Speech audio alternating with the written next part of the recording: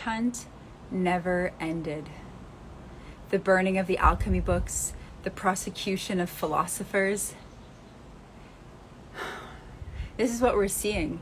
The suppression of natural medicine, the suppression of the knowledge, the ancient wisdom, of the infinite, abundant energy that we have access to, the power of our telepathic nature, the direct connection that we have to source consciousness, the fact that we are born of the earth, not just on the earth. The witch hunt never ended. And that is what we are seeing right here, right now. Let's think about that. The thousands and thousands and thousands of predominantly women that were hung, tortured, burned at the stake for being witches. What does that even mean? Most of them were blamed for the weather. Most of them were blamed for creating potions and concoctions and for casting spells. What those witches were healers. They were the alchemists. They were the leaders. They were the healers. They were the women, the medicine women. They were the ones that knew, that the wisdom keepers of the law of attraction, of the fabrication of our reality. And so, if it went against the narrative, which at the time, to control humanity, it was religion, right? That was the tool, that was the virus that they used. They took the text and they took the fear, and they took this omnipresent God that will punish you, that will condemn you and blast you into hell for all of eternity. That is how they controlled you. And anything against that narrative, philosophers, alchemists, healers, many teachers, witches, many women, anyone that was against the communist regime, that was against the narrative, well, they died. They were killed. They were cast out. They were stoned to death. They were pushed out of society, deemed crazy, deemed insane, deemed evil, deemed bad, deemed a danger to society. Does that sound familiar to you? It feels familiar to me for some reason. Oh yeah, because it's happening right now. The witch hunt never ended. It just looks a little different. And now we don't really hang people out in the streets, but we do kill them, right? They kill themselves. We find them dead in their hotel rooms. We cast them out of society, label them as quacks, say that they're insane, say that they're against the regime, say that they're conspiracy theorists. I love this word. I love how we just label anyone that says anything that is against the main narrative. You are a conspiracy theorist. And then everyone's like, oh my God, that person's a conspiracy theorist. Let's just cast them out from society. We may as well burn them at the stake, right? The way history repeats itself, and the energies and the patterns and the undertones, they have not really changed. And so many people reach out and they say, well, why aren't we talking about ivermectin? I'll say, why aren't we talking about vitamin, the big one? Why are we talking about these alternative ways? Like, why doesn't my doctor know that food impacts and affects my body? Why doesn't my psychologist talk to me about my lifestyle instead of just prescribing me medications? Why aren't people using herbs to heal their lungs? Like, why do people, like, they don't get it? They're like, well, why? Well, because the powers that be, the big P companies, they control and dominate nature. They suppress our natural ability to heal. It is actually illegal for me as a practitioner to tell you that you can heal yourself naturally of the vid with holistic remedies. It's illegal for me to say that, right? We are not even allowed to say you can treat yourself with this. We have made natural remedies or natural immunity, the hashtag, it is blocked on social media.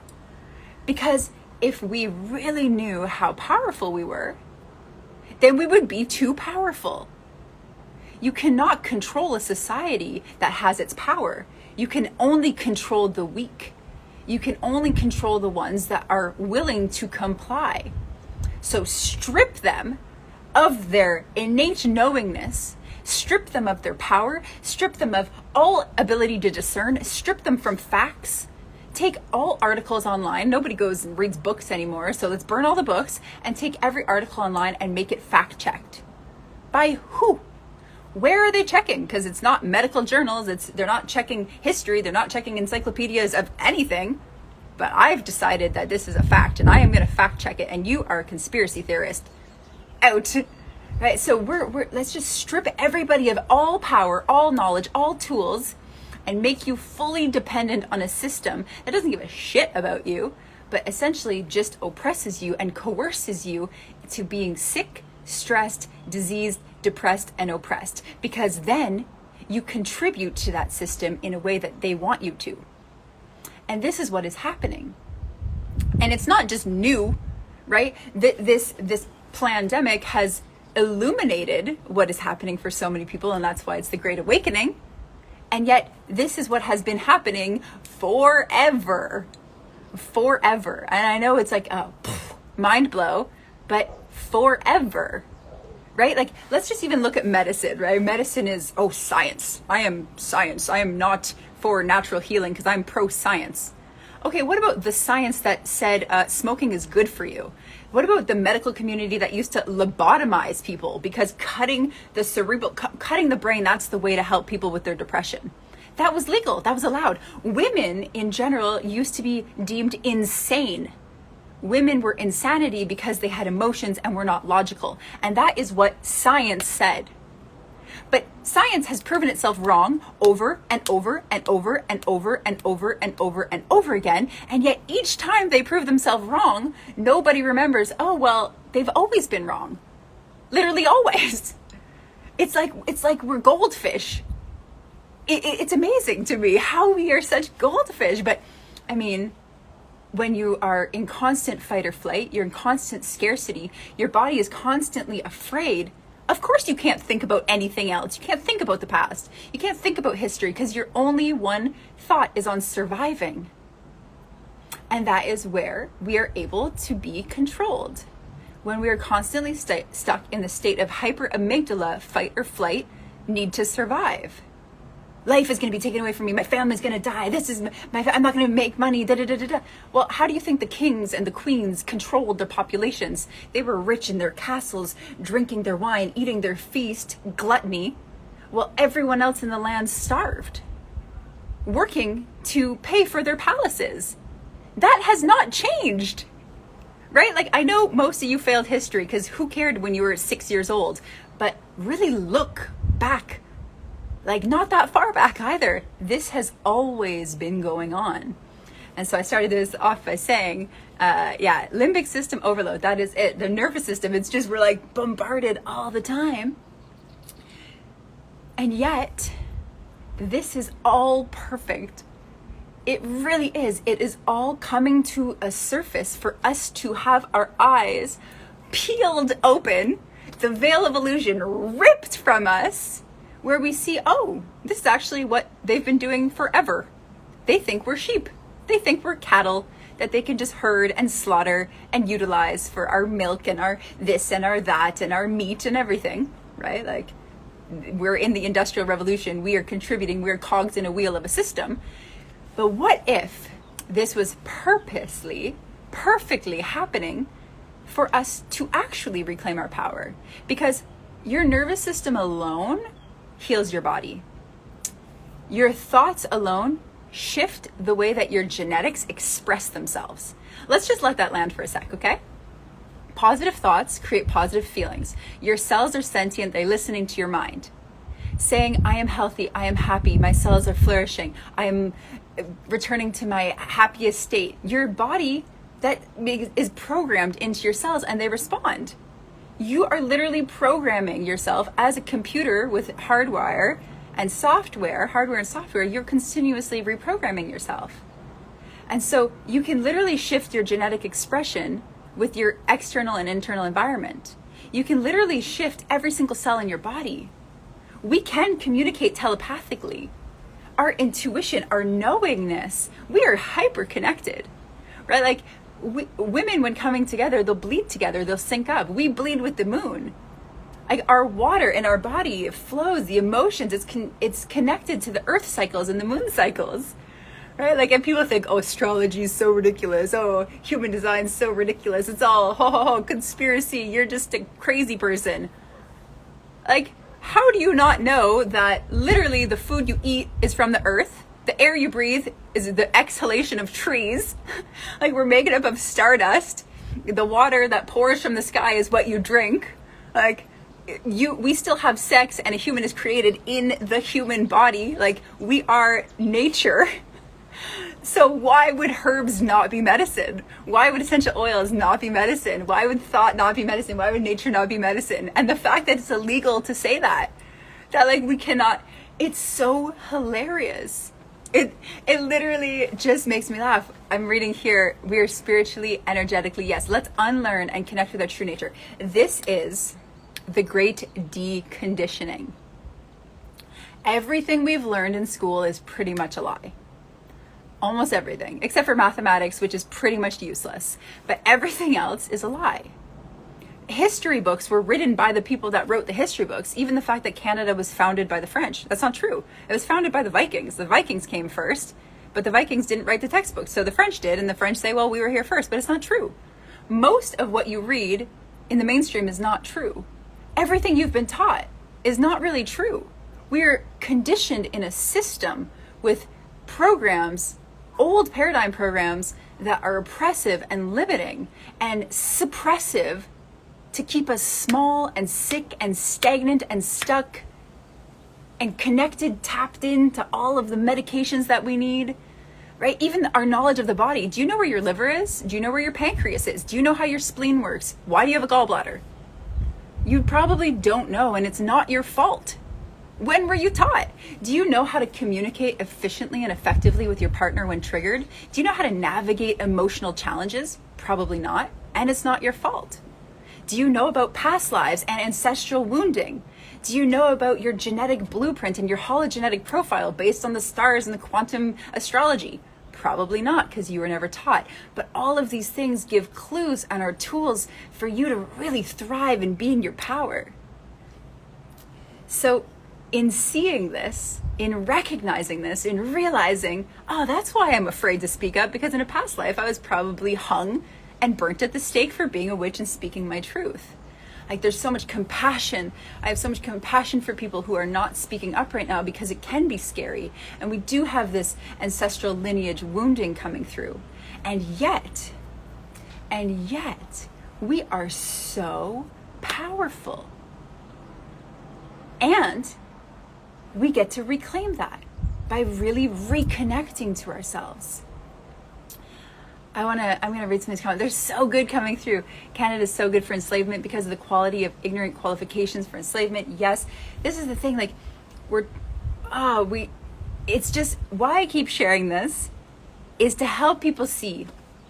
I'm very fortunate. I've been thinking about these things since I was a little girl, and I did a double honors in sociology and in psychology with a minor in philosophy and anthropology, and then I went on to become a doctor, and then I realized, oh shit, this is craziness.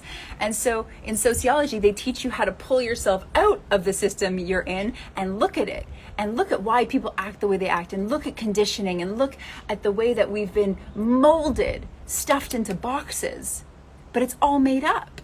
And we are shifting timelines. We are moving into a new age, and it is the golden age. It is the age of empowerment.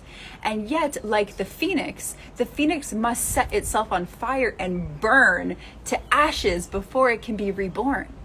And that's painful.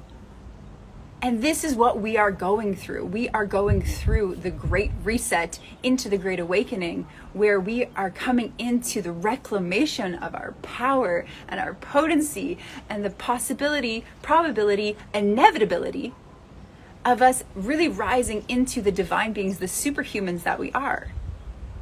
Oh, it is so much magic.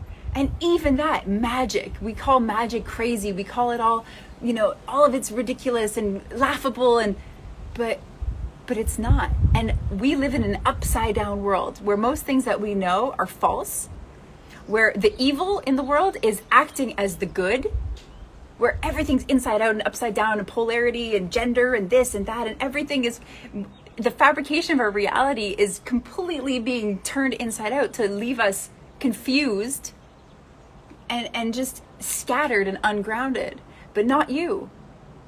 Not you, because you have a choice. If you are tuning into this, you are on the frequency of what I am speaking, and it's landing for you because we are a mirror. And hopefully I am being a vessel for what you know is your truth, or at least it's stimulating something in you. Yeah. This is what's so fun when we get out of the way and we just get to really trust and connect and reclaim.